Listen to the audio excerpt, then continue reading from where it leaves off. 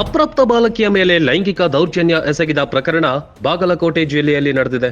4 ಮೇಲೆ POCSO case ದಾಖಲಾಗಿದೆ. ಪ್ರೀತಿ ನಿರಾಕರಿಸಿದ್ಲು ಎಂಬ ಕಾರಣಕ್ಕೆ ಯುವಕನೋರ್ವ ತನ್ನ ಗೆಳೆಯರ ಸಹಾಯದಿಂದ ಕೃತ್ಯ ಎಸಗಿದ್ದಾನೆ.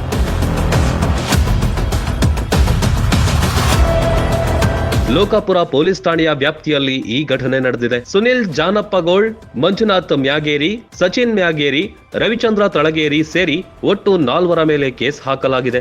4 ಪೈಕಿ 3 ಬಂಧಿಸಲಾಗಿದೆ. ಇನ್ನೋರ್ವ ತಲೆಮರೆಸಿಕೊಂಡಿದ್ದಾನೆ.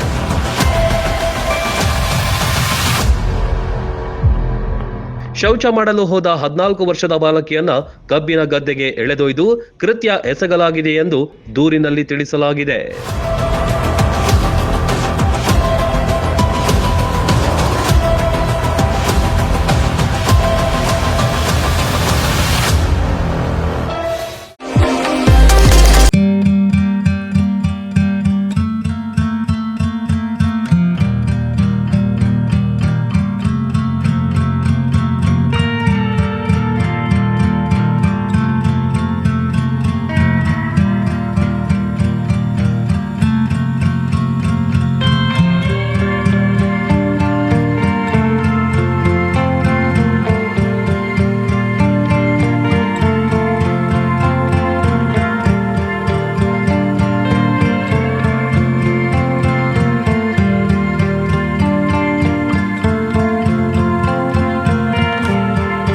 ಮುಧೋಳ.